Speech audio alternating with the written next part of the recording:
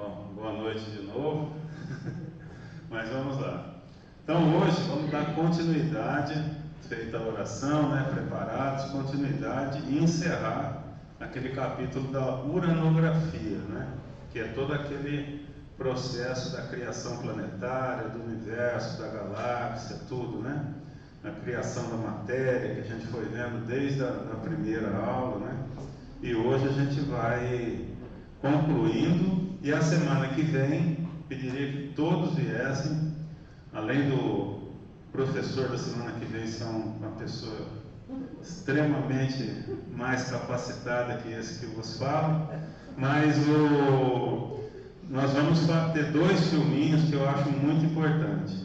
São filmes que eu encontrei que falam de tudo aquilo que a gente viu na uranografia, mas com exemplo, com visual, com um exemplo prático, como a gente consegue visualizar aquela teoria que não é tão simples, mas quando a gente vê, a gente tem uma outra compreensão. Eu ia passar hoje, mas a aula é extensa e eu programei essa aula da semana que vem, que eu não vou estar aqui.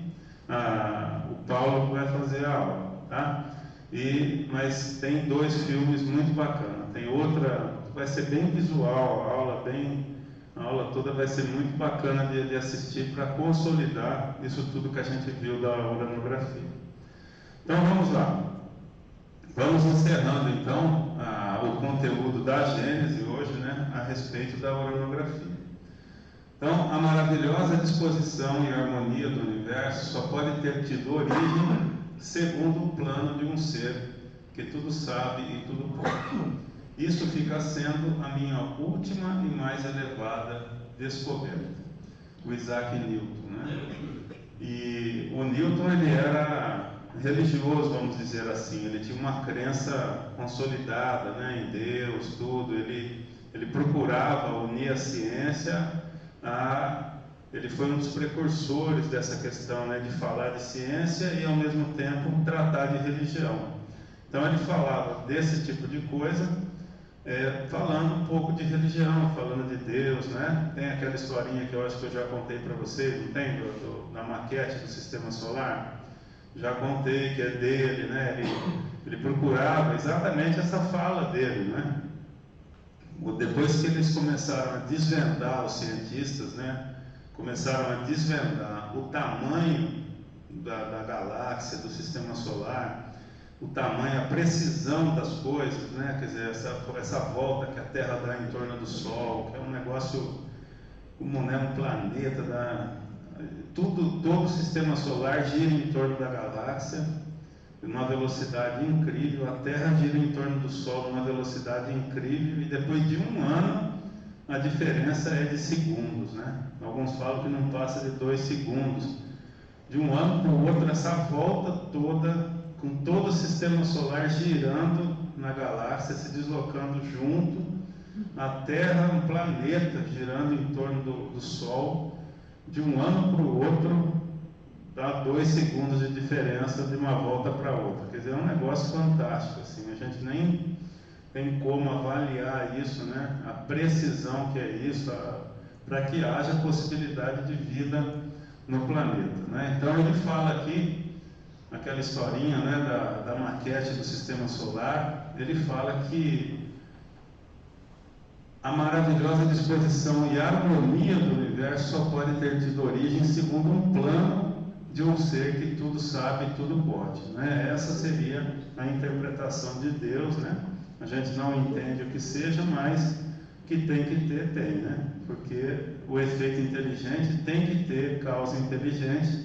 e é por aí que a gente vai compreendendo isso. Do Evangelho, olha lá, do ensino dado pelos Espíritos, resulta que muito diferentes umas das outras são as condições dos mundos, quanto ao grau de adiantamento ou de inferioridade dos seus habitantes. Entre eles, há os em que estes últimos são inferiores aos da Terra, os habitantes, física e moralmente, e outros que lhes são mais ou menos superiores a todos os respeitos. Então, aquela classificação dos planetas, planeta primitivo, planeta de prova e expiação, planeta de regeneração. Então, vão existir planetas pelo universo que ainda estão no estágio primitivo, estão recebendo o quê? Humanoides no estado primitivo, nas primeiras encarnações. Vai existir planeta que ainda não tem condição de ter o ser humano habitando. Então vai ter como aqui na Terra, o ser humano é recente na Terra, né?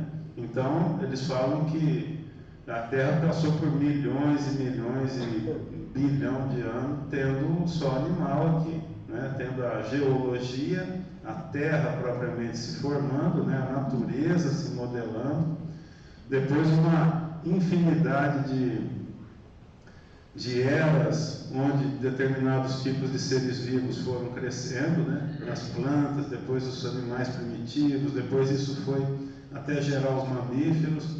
Dos mamíferos foram evoluindo, aí quando o símio, o chimpanzé, chegou numa condição muito evoluída como animal, houve aquela metamorfose num ramo dos chimpanzés, e a partir daí começam a reencarnar espíritos como humanos já no planeta Terra. Então começa essa bifurcação do reino animal a receber espíritos que já tinham livre-arbítrio, já tinham capacidade de evoluir, de acumular conhecimento, e a raça humana então tem origem no planeta Terra, não no universo, né?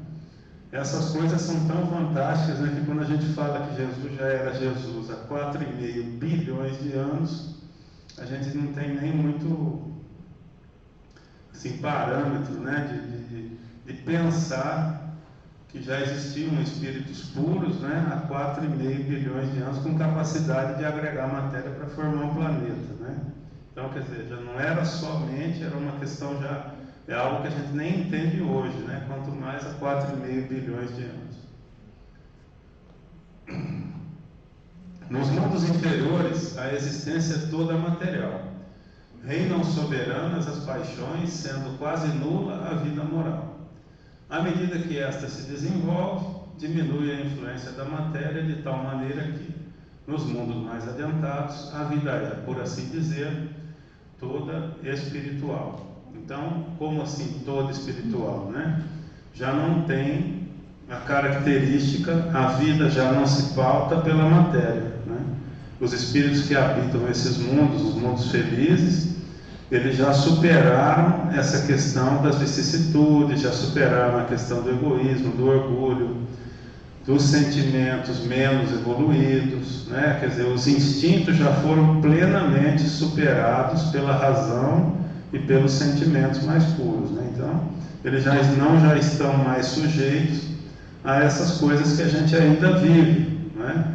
A questão da sexualidade desregrada, a questão do egoísmo, do orgulho, da violência, né? Tudo isso já eles superaram e vivem de uma forma harmônica. Por isso que são planos, né, ou mundos espiritualizados, né, que já não tem mais os problemas de um mundo mais atrasado, que ainda está transformando seus habitantes, tirando os instintos de evidência e substituindo por sentimentos mais puros, que é a característica dos planos de prova e expiação. Mesmo o plano de regeneração, ainda nós vamos ter isso, né? Um planeta de regeneração, ainda estaremos nessa caminhada, com mais acertos do que erros, mas ainda estaremos depurando instintos e sentimentos, só que de uma forma mais equilibrada, já tendendo ao espírito em detrimento da matéria, né? Capítulo 6, olha lá, uranografia geral, itens 32 a 61, encerrando então o capítulo uranografia. Vamos ver hoje a Via Láctea, as estrelas fixas, os desertos do espaço, eterna sucessão de mundos, a vida universal e diversidade dos mundos. Então, mais uma aula a respeito, né, do universo, da característica da criação, muito interessante. Vamos seguindo aqui. Olha a Via Láctea. É óbvio que essa foto, o que ela é? Ela não existe, né? Essa foto não foi tirada, né, de nenhum telescópio, porque teria que ter sido tirada de fora da Via Láctea. E a gente está há muitos anos ainda, né, eu diria séculos talvez, de a gente conseguir tirar essa foto real, né? A gente tem fotos do James Webb, esses telescópios fantásticos, eles tiram fotos de outras galáxias, né? Então as fotos das outras galáxias que nós vamos apresentar aqui são fotos. Essa aqui é uma simulação de computador, porque nós estamos dentro da Via Láctea, né? Nós estamos inseridos, o sistema solar ele está numa pontinha aqui da Via Láctea, então obviamente não conseguiria a gente tirar uma foto dessa, que a gente teria que estar bem afastado da galáxia para poder tirar essa foto. Mas por que eles sabem que a Via Láctea é bem parecida com isso? Porque eles conseguem, os telescópios, eles conseguem visualizar o que? O interior da galáxia, o centro da galáxia. Então eles vão comparando o centro da nossa galáxia com o centro de outras galáxias que os telescópios conseguem visualizar. Então ele já tem certeza que a Via Láctea é uma galáxia espiral, porque tudo nela coincide com outras galáxias espirais, né? O jeito da movimentação, o sentido que o sistema solar, por exemplo, né, essa velocidade, o sentido que ele gira no espaço, a posição das outras estrelas, a forma com que eles veem a galáxia, com que os telescópios conseguem visualizar a galáxia, né, a Via Láctea. Então a ciência hoje não tem dúvida. Essa é óbvio uma foto montada por um supercomputador aí que foi juntando todos esses dados, todas essas características e conseguem chegar a isso aí, né? A Via Láctea então vai ser bem parecida com isso, mas não, aqui não. Aqui não. Acho que é da Rua. Pode ser, alguma coisinha. A Via Láctea é uma campina de flores, solares ou planetárias, que brilham na sua imensa extensão. Então, a Via Láctea ela tem uma extensão, aqui vai falar em 100 mil anos-luz, né? Mas hoje em dia já se fala em 107 mil anos-luz. Seria o tamanho da ponta da galáxia até na outra. Então, são 107 mil anos viajando à velocidade da luz, para a gente atravessar da ponta da galáxia até aqui.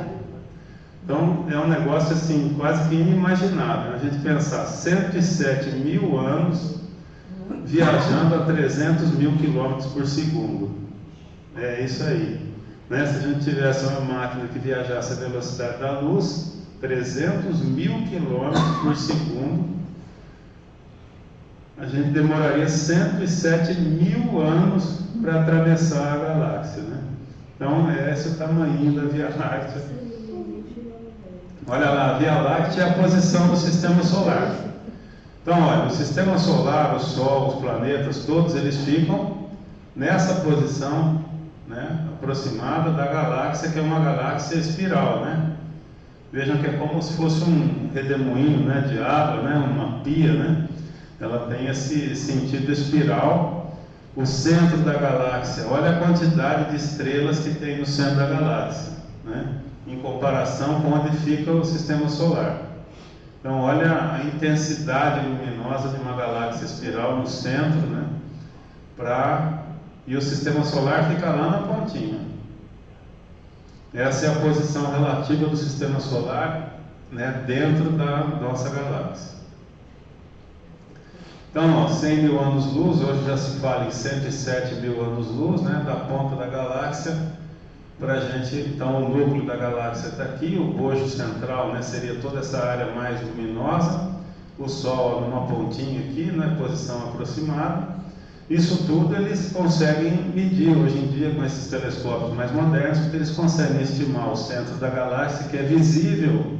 Nós vamos ver uma foto aqui de uma pessoa na Terra olhando para o céu, ele vê o centro da Via Láctea. É uma mancha no céu assim, mais luminosa, com uma carga grande de estrelas. Então ali é o centro da nossa galáxia. E a gente vê outras galáxias no céu, mas a gente vê também o centro da Via Láctea. E como esses telescópios conseguem ter uma noção muito aproximada da distância das coisas, né? Por isso que eles sabem que ali é o centro da nossa galáxia, porque a distância é bem menor do que de outras galáxias que estão muito mais distantes, né, do que do centro da nossa. Quais são as evidências sobre o formato da Via Láctea? Olha aí. Quando observamos a região central de nossa galáxia, que fica entre as constelações de Escorpião e Sagitário, aquelas figuras, né, imaginárias que a gente viu em outras aulas, podemos ver um núcleo afinado e alongado. Isto sugere um disco visto de perfil. Então a galáxia é realmente é como se fosse um papavento, né? Lembra o papavento de criança, que tem um perfil assim, não é? Como se fosse a galáxia espiral, aquele que pega no palitinho, né? Então é por isso que quando a gente vê a galáxia, vamos dizer, de lado, ela parece um papavento ali, uma espiral, né? Ela não é uma bola, ela é uma espiral mesmo, como se fosse um papavento. Então eles conseguem identificar isso. Ao compararmos o centro da Via Láctea com as galáxias que vemos no universo, ela se parece muito mais com uma galáxia do tipo espiral. Então é uma dedução. Quando os cientistas medem a velocidade das estrelas e dos gases que orbitam a Via Láctea, é possível perceber que todos os objetos seguem um percurso parecido, com velocidades médias que fazem sentido com suas vizinhas. E isto é algo comum nas galáxias espirais, diferente dos movimentos irregulares e aleatórios que ocorrem em outras formas de galáxia. Por quê? O sistema solar, ele está numa pontinha aqui, né? Aqui, ó. E ele faz esse caminho aqui, ó. Né? É um giro. É como a Terra girando em torno do Sol. O sistema solar, ele gira em torno da galáxia. E tudo gira muito parecido. Então, as estrelas mais próximas, vistas no telescópio, elas ficam sempre numa posição parecida, porque elas estão girando igual. Elas estão girando junto com o Sol, fazendo esse percurso na Via Láctea. São alguns milhões de anos para fazer essa volta toda aqui. Então, eles comparam as estrelas vistas no céu com o próprio deslocamento do sistema solar, que é uma estrela, e eles entendem então que todas vão numa mesma direção, numa mesma velocidade, as mais próximas. Então eles entendem que é típico de uma galáxia espiral, essa velocidade no mesmo sentido, né? Acompanhando, o céu vai nos acompanhando, né? Ao longo das eras, porque a gente está girando em torno do centro da Via Láctea, assim como a Terra gira em torno da estrela que é o Sol. A distribuição dos gases da Via Láctea, assim como suas cores, são iguais à de galáxias espirais que observamos no universo. Então, por essas coisas é que eles entendem que a Via Láctea é uma galáxia espiral nesse formato aí. A Via Láctea é a galáxia onde está localizado o sistema solar de nosso planeta. É uma estrutura com cerca de 200 bilhões de estrelas. Alguns estimam 400 bilhões. Então, é outro número fora do entendimento, né? Então, a nossa galáxia tem de 200 a 400 bilhões de sóis, né? De estrelas. Né? Bilhões. A nossa galáxia somente, né? O nosso sistema solar tem 8, 10, contando as duas, deve ter uns 30, 40 astros, né? Vamos dizer assim.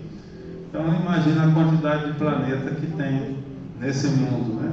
Orbitando cada estrela, e são 200 bilhões a 400 bilhões de estrelas. De aparência leitosa, essa faixa esbranquiçada, olha aqui, ó.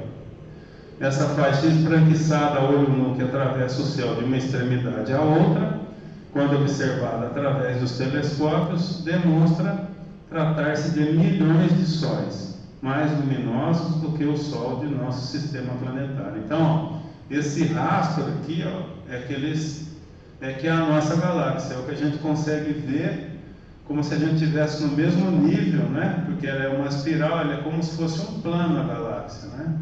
É como se fosse uma almofada assim, que você, se olhando de lado, você vai ver ela mais plana, né? Se você olhar de frente, você vai ver ela chapada. Então, como a gente está inserido dentro da galáxia, a nossa visão é lateral, né? A gente consegue ver. Então isso aqui é o prolongamento da galáxia, da nossa galáxia. É o que a gente vê através dela, e a parte mais luminosa, mais concentrada, é o centro, por causa da luminosidade, né? Da concentração de estrelas no centro. A Via Láctea, na imensidade das criações siderais, não representa mais do que um ponto. Aí vem, está na Via Láctea, com 200 a 400 bilhões de estrelas, 107 mil anos-luz de diâmetro, né? E quando a gente olha para o céu, a Via Láctea é um ponto só, né? É uma galáxia, e a gente vai ver a quantidade que tem, né? Representa mais do que um ponto, vista de longe, porquanto ela não é mais do que uma nebulosa estelar entre as milhões das que existem no espaço que a gente consegue ver, né? Então, existem milhões de galáxias no espaço, a nossa é uma e tem toda essa dimensão que a gente pode constatar.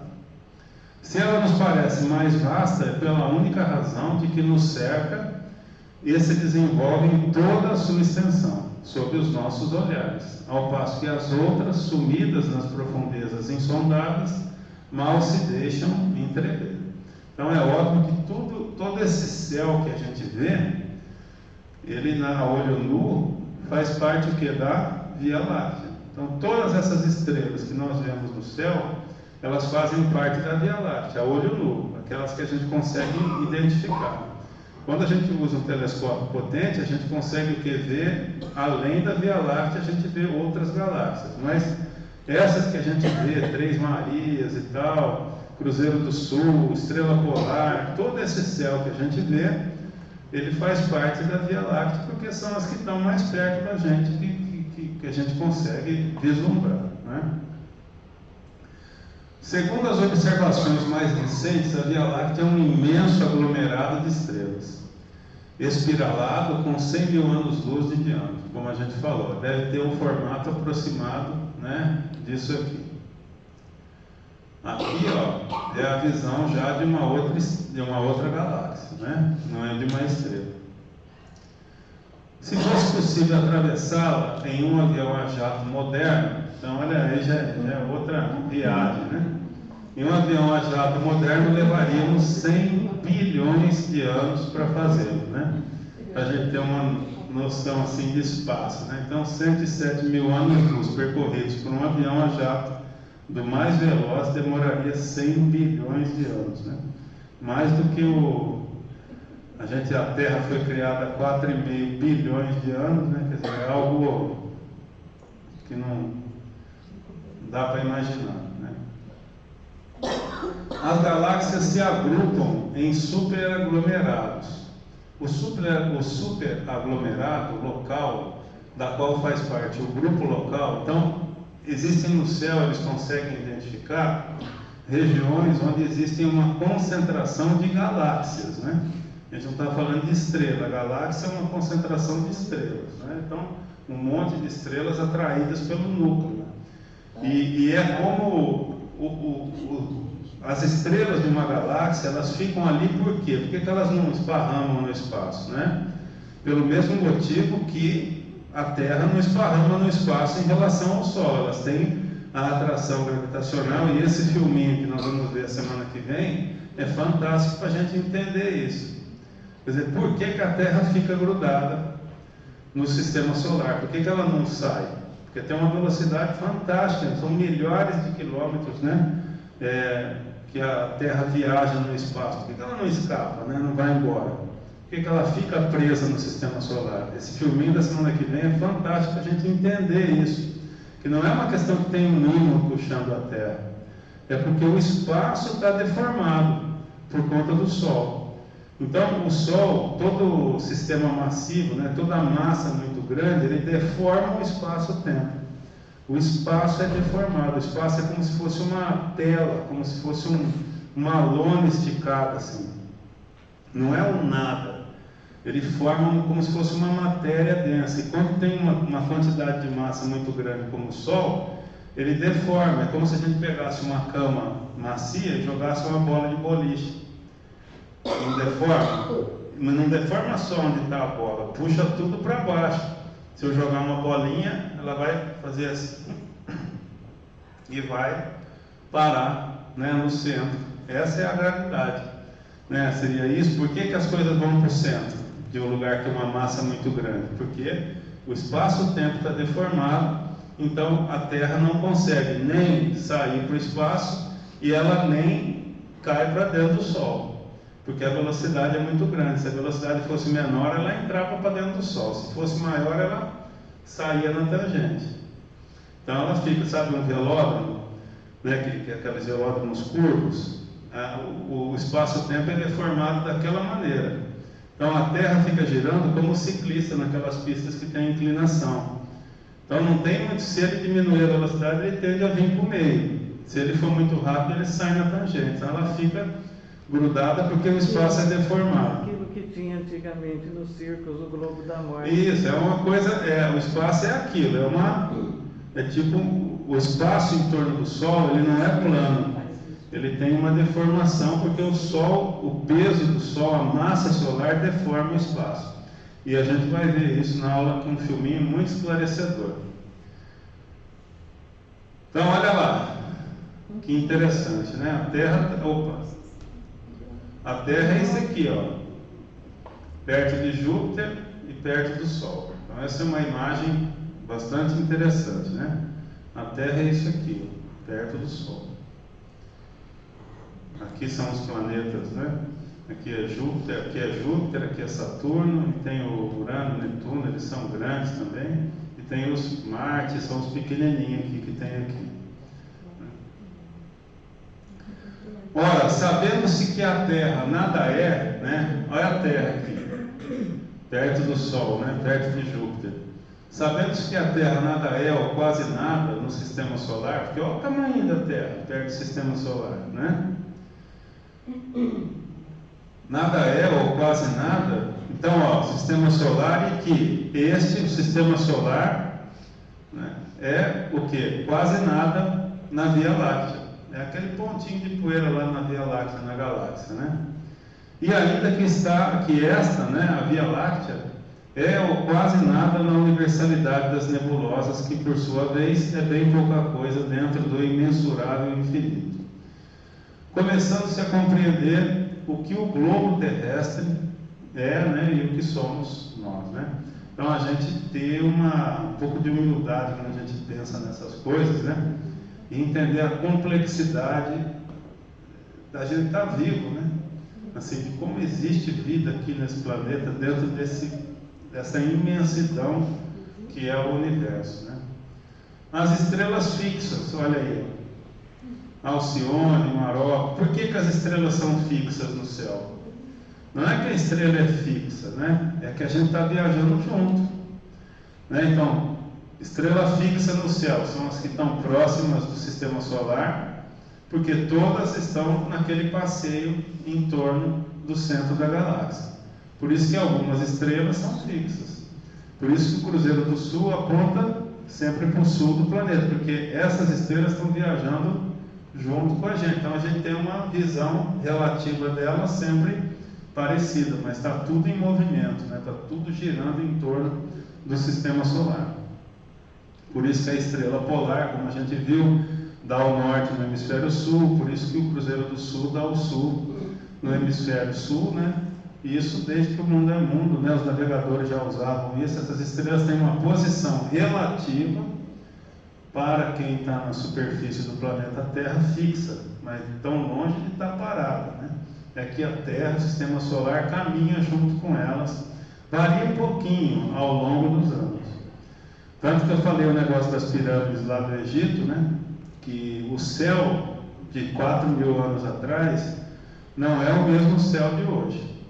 É um pouco diferente, porque as velocidades astronomicamente não são no segundo, né? Então, com o passar de muitos anos, a posição relativa vai mudando. Numa geração não sente. Então, nós vamos ver o céu sempre do mesmo jeito. Mas os nossos tataranetos lá pode ser que já vão ver de uma forminha um pouquinho diferente. E 4.000 anos depois o céu não é igual, porque as estrelas fixas não são fixas, né? mas computador retroagindo a posição das pirâmides, das três. Como é que é? Gizé? Isso, então, aquelas três principais que sempre aparecem em cartão postal, quando, ao tempo, né, que elas foram construídas, se a gente projetasse um raio laser do centro dela para o pico, projetando no céu, as três se encontrariam, porque elas são afastadas um pouquinho uma da outra. Então, se eu projetasse luz, né, um raio laser assim, ó, do meio dela para cima, eles se encontram no ponto exatamente onde está a constelação de Capela, constelação do Cocheiro, onde tem a estrela Capela, onde tem o planeta Telante. Então, elas não foram construídas aleatoriamente, tem essa ainda, né? Que eles já fizeram isso num supercomputador e conhecido exatamente com a posição. Hoje não, mas naquele tempo sim. Então, o céu daquele tempo, as três pirâmides apontavam para o sistema de Capela. Então, o médium Nivaldo relata que milhões de espíritos provenientes de Alcione, olha a estrela Alcione aqui, pertencentes ao grupo das Pleiades, uma daquelas constelações, né, já estão reencarnando na Terra. Livro Na Casa de Meu Pai Há Muitas Moradas, Tales Tácito Cerqueira, página 195. Então, olha aí. Então, já existem, por exemplo, relatos da espiritualidade. Então, Capela tem uma humanidade? Sim, né? O Atelante, né? Que é o planeta da estrela Capela, tem humanidade? Sim, fez parte já do planeta Terra, tal, aquela história toda.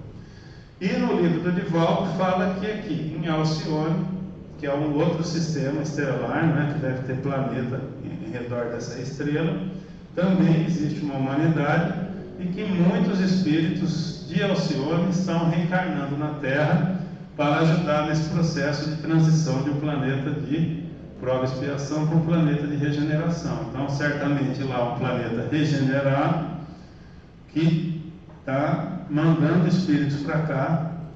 Não sei se num processo, eu não li esse livro, não sei se num processo assim mais atrasadinho de lá, estão vindo para cá, ou numa condição missionária mesmo, né? Espíritos que estão lá já evoluídos, já mais adiantados, porque se o planeta é regenerado, todos os que vivem no planeta regenerado são mais evoluídos que os que vivem na média aqui no nosso planeta, que ainda é um planeta de prova e expiação. Então, existe um processo aí de migração para ajudar na evolução aqui do planeta Terra, vindo de Alcione, relatado pelo Divaldo.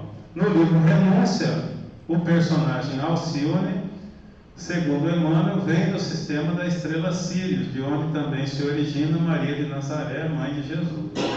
Então, outra estrela do sistema da nossa galáxia, que também deve ter um planeta habitado por humanidade, que já vem fornecendo espíritos. E esse intercâmbio é um intercâmbio que deve acontecer naturalmente, né, no universo, né? Mas aí já deve ser mais evoluído.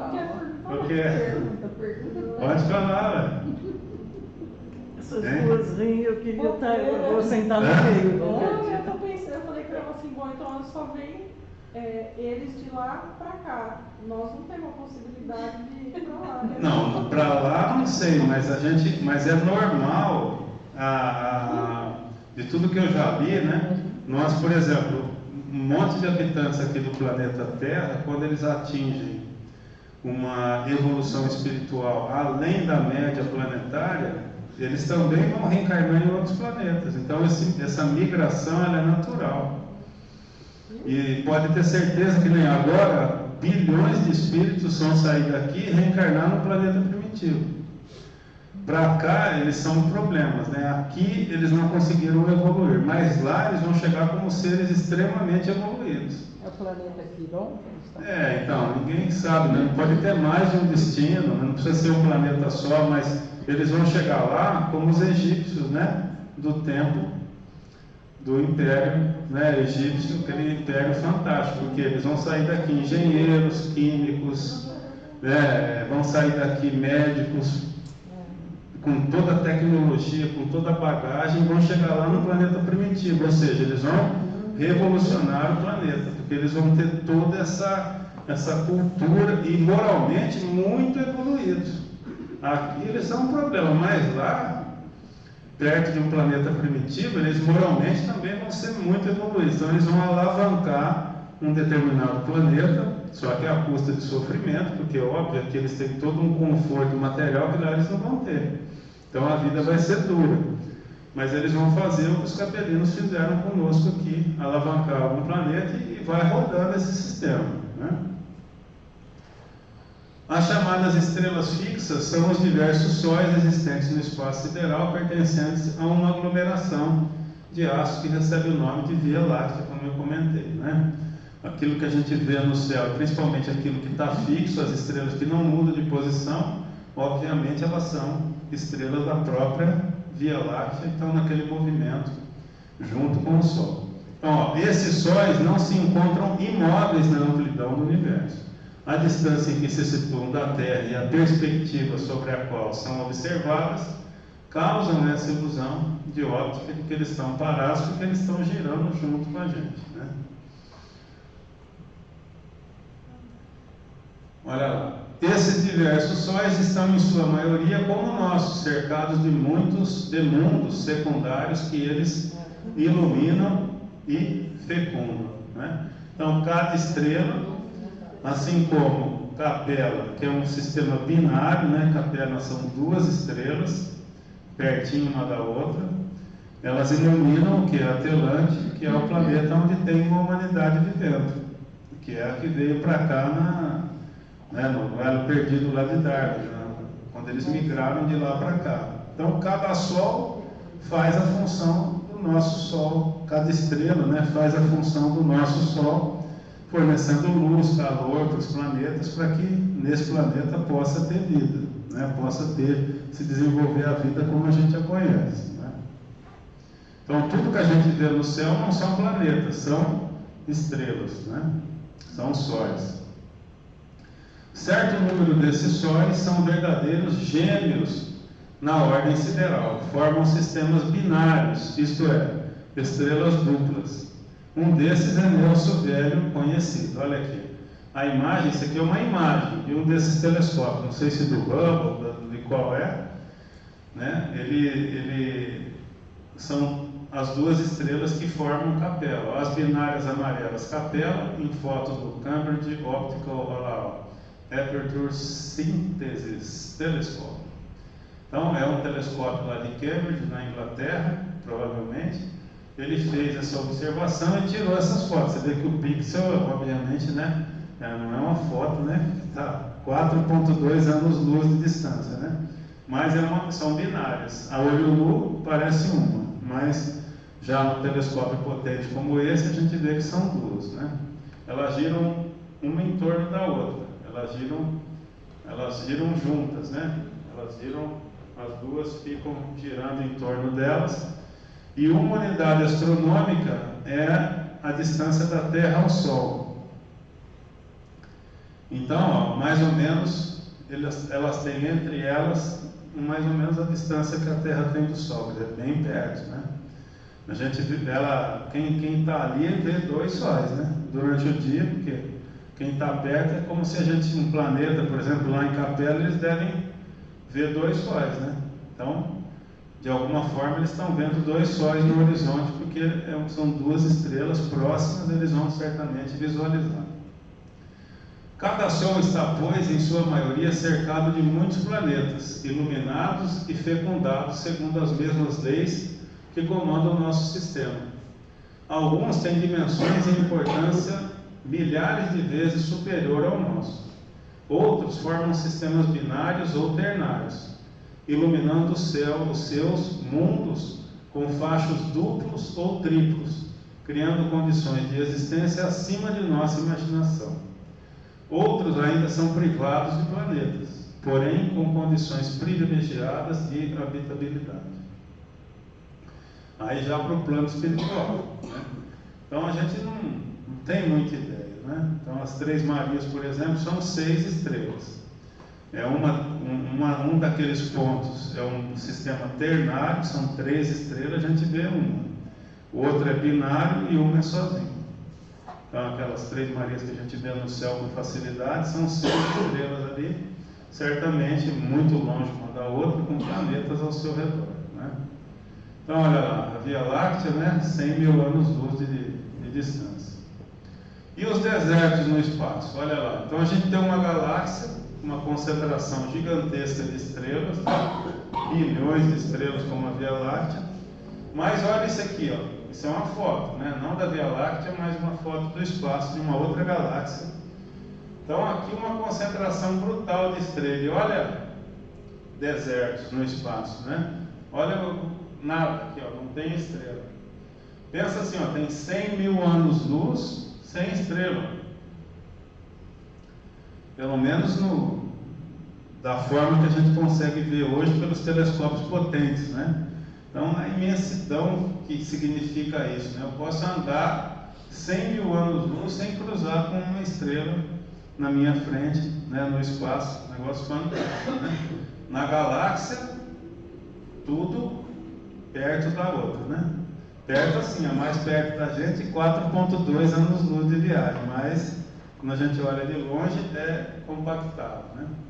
A nebulosa de que fazemos parte, a Via Láctea, é como uma ilha no arquipélago do infinito, né? Porque o céu é muito cheio de espaço. Cada nebulosa estelar ou galáxia encontra-se afastada das outras, todas envolvidas por um deserto sideral de extensão inimaginável. Os desertos do espaço referem-se aos quase vazios entre as nebulosas, que são denominados pela astronomia atual de espaços interestelares, né? Então, é uma nomenclatura, né? Esse espaço vazio é um espaço interestelar. Segundo o Instituto de Astronomia, Geofísica e Ciências Atmosféricas da USP, os espaços interestelares, espaços entre as estrelas, são preenchidos por gases, poeiras e outros materiais, propícios ao surgimento de novas estrelas. Aquela história de toda a matéria do universo, fluido cósmico universal. A concentração dessa matéria no espaço interestelar é muito menor, obviamente, do que numa estrela, num planeta, né, onde a concentração desse fluido é muito intensa. Mas o espaço não é vazio, né? O espaço tem átomos, tem moléculas, enfim, desse produto, dessa matéria básica que é o fluido cósmico universal. A ciência chama de matéria escura, enfim, e por aí vai. Tal é a distância que separa esses aglomerados, que recebem o nome de nebulosas irresolúveis, por parecerem nuvens de poeira cósmica. Então, esse aqui é um espaço vazio, isso aqui não é, né, uma nuvem escura, né? Isso aqui é o espaço, não tem nada aqui. Lá se revelam e desdobram novos mundos, cujas condições variadas e diversas das que são peculiares ao vosso globo lhes dão uma vida que as vossas concepções não podem imaginar, nem vossos estudos comprovar. Então, o que acontece nesse mundo aí, né, a gente não tem nem ideia, nós estamos arranhando ainda a percepção disso tudo, né? A formação dos sóis, dos planetas, dos seus satélites, os cometas, a vossa Via Láctea, os desertos do espaço, tudo serve para nos mostrar a grandiosidade da criação de Deus e como ela é infinita. Olha que coisa, né? Que visão, né, do espaço. Cada pontinho desse, uma estrela, né?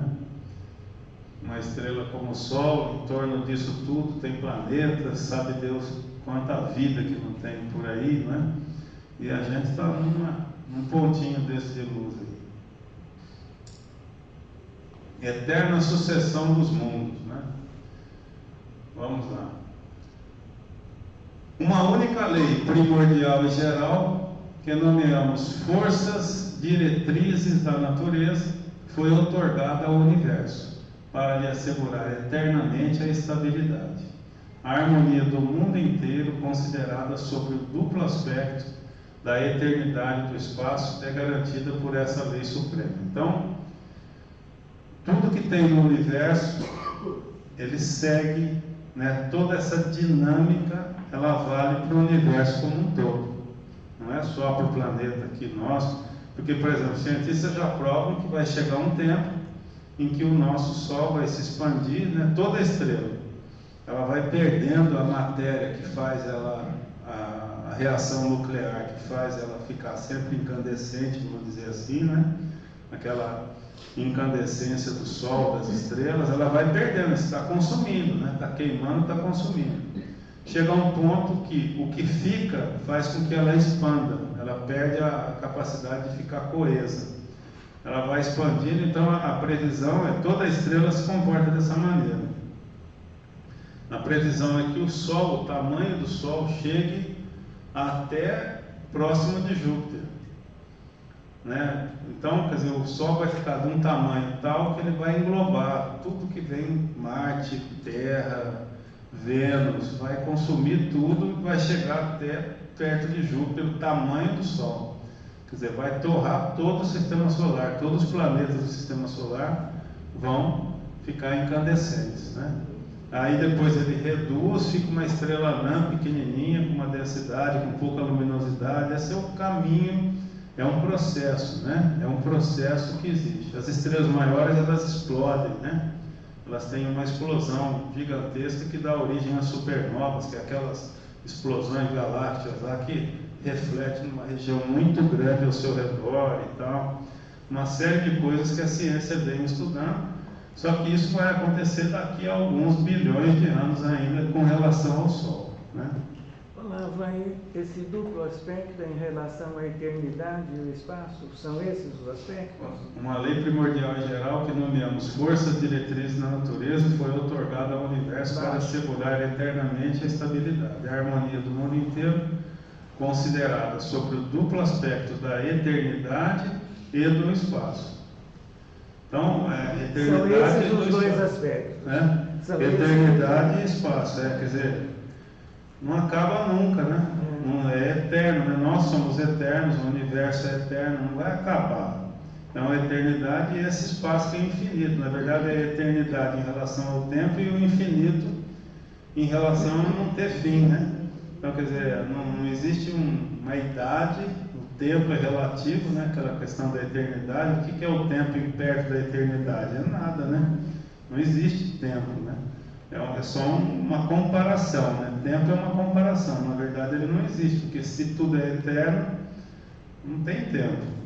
E também não tem distância, porque se é infinito o espaço, essa distância também sempre vai ser relativa, né? Então seria a eternidade e o infinito, né? Garantido por essa lei suprema. Assim, a eternidade real e efetiva do universo se acha garantida pelas mesmas leis que dirigem as operações do tempo, né? Então, a eternidade e o infinito. Desse modo, como vimos, mundos sucedem a mundos, sóis a sóis, sem que o imenso mecanismo dos vastos céus jamais seja atingido nas suas gigantescas molas, né? Então, quando uma supernova dessa acontece, ela varre uma região do espaço gigantesca, né? Ela explode, vamos dizer que tudo que está perto dela ali vai tudo junto, né? Ela engloba tudo aquilo, incinera tudo aquilo. Agora, essa incineração vai resultar do quê? De matéria estelar esparramada naquela região toda, que daqui a pouco, assim, há bilhões de anos, vai se formar o quê? Uma nova estrela. Foi o que aconteceu com o sistema solar. O sistema solar ele foi formado depois, provavelmente, de uma supernova que aconteceu aqui na região que existia, né? Essa estrela gigante explodiu, soltou essa matéria estelar no espaço inteiro, né, ao redor, ficou tudo difuso, foi se agregando de novo, batendo uma parte na outra, se agregando matéria, agregando substância, e foi criando uma nova estrela, né? É um processo complexo. A vida universal, vamos lá. Que as obras de Deus sejam criadas para o pensamento e a inteligência, que os mundos sejam moradas de seres que as contemplam e lhes descobrem, sob o véu, o poder e a sabedoria daquele que as formou. São questões que já não nos oferecem dúvida, mas que sejam solidárias às almas que as povoam. É o que importa saber. E um dos grandes temores, né, essa questão da inteligência suprema, né, a gente sempre pensar que vai muito além da matéria, assim, né, no sentido assim, a gente estuda a ciência, estuda essa criação, essa formação, essa transformação. Mas olha como é fantástico isso tudo no sentido assim, porque hoje nós estamos ainda indo para um planeta de regeneração. Tem muitas pessoas ainda voltadas para o mal vivendo no nosso planeta. Mas a gente já tem uma notícia clara de que esses espíritos que vivem no mal vão deixar o planeta. Por quê? Porque o planeta está se regenerando. E como é que está a nossa tecnologia? Nós já estamos mirando para Marte, né? Agora o Elon Musk já está certo que daqui a 4, 5 anos já começar a decolar foguete para Marte para criar uma colônia em Marte, uma colônia na Lua. Muito longe ainda de viajar pelo espaço. Mas certamente daqui a 200, 300 anos, quando a gente tiver a condição de viajar pelo espaço, como é que vai estar a humanidade? Uma humanidade regenerada, já com algumas centenas de anos de planeta regenerado, ou seja, os habitantes do planeta Terra que começarão a viajar pelo espaço não terão mais pessoas maldosas para fazer uma invasão de um planeta primitivo, como aconteceu com a Terra, né? Como no Egito lá tem relatado nas pirâmides, em tudo, visita de extraterrestres. Agora, aqueles extraterrestres não maltrataram os egípcios, né? Eles só fizeram o bem para os egípcios, só promoveram, enfim, eles visitaram e ajudaram, sabe Deus como, né? Mas não teve nenhuma notícia, né, na história, na escrita lá dos hieroglifos, que eles foram subjugados ou que eles fizeram mal para aqueles egípcios. Por quê? Porque quando chega no ponto de viajar para a estrela e ter uma nave capaz de viajar pelo espaço, a população daquele planeta já é uma população regenerada, minimamente regenerada, já amadurecido na regeneração, né? Então já são seres que já não pensam em mal, que já vão respeitar a evolução do planeta visitado, que enfim. Então, esses filmes que a gente assiste de ficção científica, de viagem no espaço, provavelmente, né, eu entendo por essa dinâmica que não existam aqueles seres que possam viajar pelo espaço e que sejam ainda, que tenham o mal já dentro deles, ainda dentro deles, né? Como acontece nos filmes de ficção, sempre tem, meio bang-bang, né, o filme de ficção, mas na realidade eu acredito que não, por conta disso que a gente está vendo aqui no planeta, né? Não vai ter o bandido viajando pelo espaço, porque são seres que já passaram por esse processo evolutivo para adquirir essa condição de poder visitar outros mundos sem fazer mal a esses mundos mais primitivos, né? Diversidade dos mundos. Interessante essa foto, né? A evolução, né? Até chegar a um ser de luz, e esse ser de luz, né, vai habitando diversos outros mundos, né? Não vejais em torno de cada um dos sóis do espaço apenas sistemas planetários semelhantes ao vosso. Não vejais nesses planetas desconhecidos apenas os 3 reinos que se estadeiam em vosso derredor, né? O mineral, o vegetal e o animal. Pensai ao contrário que, assim como nenhum rosto de homem se assemelha a outro, em todo o gênero humano também uma portentosa diversidade inimaginável se acha espalhada pelas moradas eternas que vogam no seio dos espaços. Então, muita coisa, né? Olha que legal essa foto também, né? Olha o tamanho da Terra aqui, ó. É uma outra perspectiva daquela foto que a gente já viu, né? Terra está aqui, ó, o terceiro planeta, né? Mercúrio, Vênus, Terra, Marte. Júpiter, o protetor da Terra é esse aqui, ó. Aqui não chega mais cometa porque tem esse tamanho aqui de... Né, a Terra está entre esse gigante e esse super gigante aqui. Então tudo que é meteoro, tudo que é coisa vem e fica na atração gravitacional ou de Júpiter ou do Sol. Por isso que a Terra está, né, tá protegida. Olavo, dizem que o Hitler está preso em Júpiter. Então, eu acho assim que ou está em algum... Porque eles falam que esses grandes líderes, né, porque o Hitler era um líder fantástico, né, que conseguia manipular mentes, né, ele tinha um magnetismo muito grande, uma fala, né, uma potência muito grande. E quando eles falam que existem esses planetas, né, que seriam como colônias mesmo, penais, né, para receber espíritos que vão demorar muito tempo ainda para iniciar um processo de mudança, né, de arrependimento, enfim. E eles falam, já vi várias vezes, não sei do Hitler particularmente, né, às vezes essas mensagens elas são meio... Mas que existem esses planetas, existem, né? Tanto os planetas que são oásis, né? Depois de uma reencarnação difícil, depois de muito sofrimento, às vezes nós somos levados a esses planetas para passar lá um tempo, nos regenerando, numa paisagem bonita, né? Para a gente dar aquela respirada. Da mesma forma, existem planetas que se dedicam a receber esses espíritos muito perigosos para que eles tenham um isolamento grande para não influenciar também as comunidades onde eles poderiam viver, né? O nobre espírito Galileu nos ensina que há um princípio de solidariedade existente entre toda a humanidade universal. Humanidade universal, olha que bacana. Todos foram criados por Deus, constituindo-se na grande família universal dos seres inteligentes, independentemente do mundo em que estejam habitando e dos estágios evolutivos em que se encontram. Essa própria troca, né? Vem gente de Alcione, vem gente de Sírios, nós vamos para lá, vamos para cá, né? E habitamos outros planetas, seres humanos que se desenvolveram na Terra, que evoluíram mais rápido, estão habitando outros planetas, e por aí vai. A humanidade interage, né?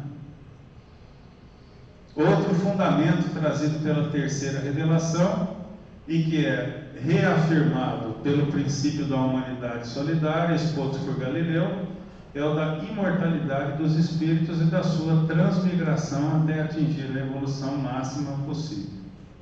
As existências corpóreas são apenas intervalos, curtas estações na existência espiritual.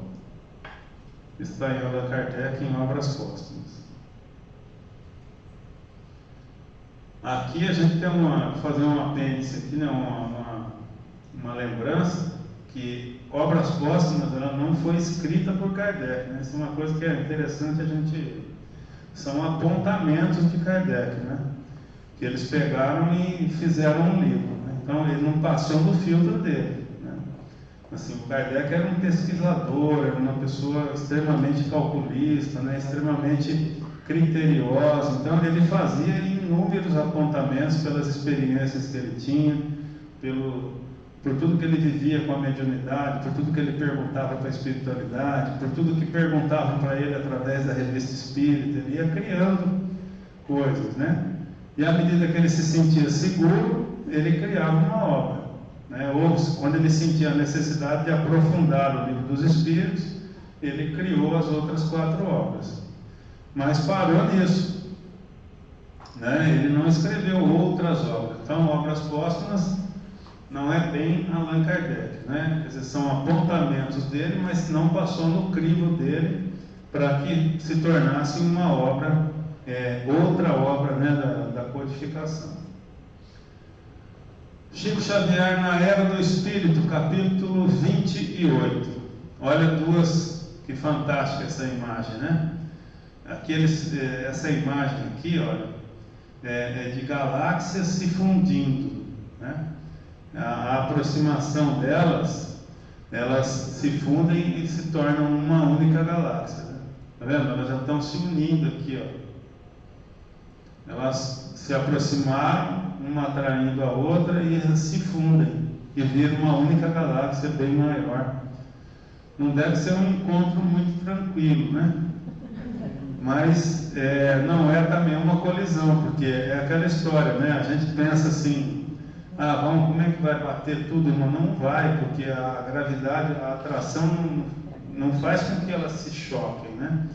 Porque elas vão se acomodando na gravidade, as estrelas, né? Lembrando que, a estrela mais próxima do Sol, 4,2 anos-luz de distância. É uma distância incomensurável, né? Assim, que a gente possa entender, né? Então, uma galáxia se fundindo na outra não quer dizer colisões, né, de uma galáxia com a outra, porque as distâncias são algo muito grande. Elas, na verdade, vão criar um outro equilíbrio das estrelas que formam as duas galáxias, né? A força, então, Chico Xavier, na Era do Espírito, a força que Deus representa ter-se-ia manifestado em Jesus Cristo para que ele, como um grande engenheiro, pudesse realizar prodígios sobre a inspiração de Deus na plasmagem, na estruturação do mundo maravilhoso que habitamos. Então, grande engenheiro, né? Porque para construir um planeta, né, haja cálculo, né, de engenharia, né? Para botar isso tudo em harmonia, né? Botar um sistema estelar, né, em harmonia com a galáxia, em harmonia, enfim, com tudo, né? Olha, de Chico Emmanuel, bonito também. A esse respeito, peço licença para dizer que, certa feita, indagando de Emmanuel qual a posição de Jesus no sistema solar, ele me respondeu que ficasse, essa aqui é muito legal, uma historinha do Chico, né? Então, é uma historinha que ele conta que o Emmanuel contou para ele. Ele estava curioso com tudo isso, né? Então ele indagou Emmanuel qual a posição de Jesus no sistema solar. Ele me respondeu que ficasse a respeito de Deus com a expressão do Pai Nosso, dita por Jesus, e não perguntasse muito, porque eu não tinha mente capaz de entrar no domínio desses conhecimentos com a segurança precisa. Eu insisti e ele então desdobrou um painel à minha vista, num fenômeno mediúnico. Apareceu então a Terra na comunidade dos mundos, do nosso sistema evolutivo em torno do Sol. O nosso Sol depois, em outra face do painel, evoluindo para a constelação que, se não me engano, é chamada de Andrômeda, que é a constelação, é a galáxia mais próxima aqui da nossa. Depois, essa constelação, arrastando o nosso sistema e outros, evoluía em direção a outra constelação, que já não tinha um nome na minha cabeça. Essa outra constelação avançava para outra muito maior dentro da nossa galáxia.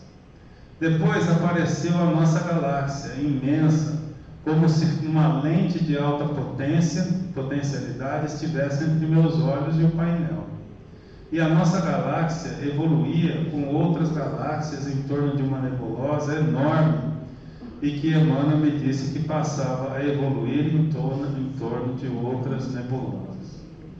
Então a minha cabeça ficou cansada e eu pedi para voltar, como se tivesse saído de um foguete da Terra e me perdesse no espaço afora, e sentisse uma vontade louca de voltar a ser gente e ficar outra vez no meu lugar. Então, a historinha do Chico, né, do jeitinho dele. Mas quer ver? Vai ser complicado. Não, eu quero. Então tá. Então, é que nem gente que para uma hora de voo para fazer a acrobacia, né? Depois se arrepende, mas pagou, né? Então, é mais ou menos isso, né? O Chico fez essa viagem. Quando o negócio saiu do sistema solar, que entrou na galáxia, ele já ficou espantado. Quando a galáxia ficou pequena e entrou em outro sistema estelar, ele se perdeu, né? E já não tinha mais como comparar nada, né? porque tudo está dentro da ordem divina. Senti uma vontade enorme de voltar para a minha cama e tomar café quente, né, no fim dessa história aí. Cada mundo, cada sistema, cada galáxia orientados por inteligências divinas. E Deus para lá disso tudo, sem que possamos fazer-lhe uma definição. Né? Bem legal isso aqui, ó. Cada mundo, cada sistema, cada galáxia, orientados por inteligências divinas.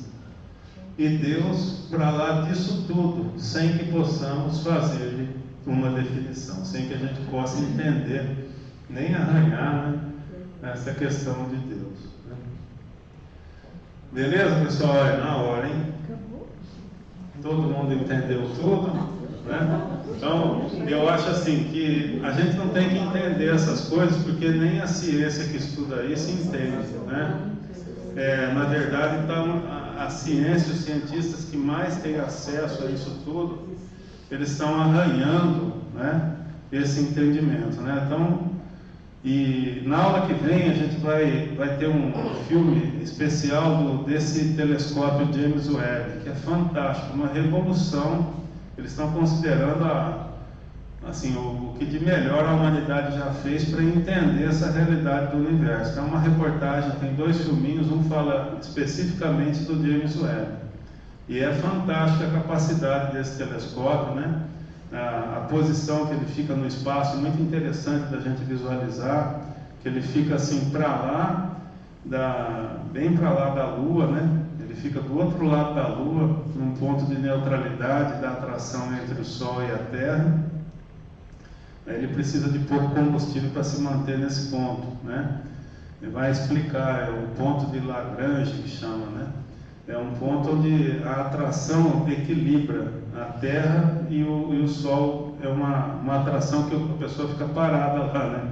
Ela não é puxada nem para um lado nem para o outro. Então, um satélite naquela posição, um telescópio, ele fica muito mais estável, né? Não precisa estar ligando o motor para corrigir órbita, para deixar ele numa posição que seja ideal para ele trabalhar. Ou precisa de muito menos para fazer isso. Então, muito interessante o que vem aí na aula. Acho que vai coroar e vai dar pelo menos aquele visual esclarecedor, assim, que essa matéria permite, né?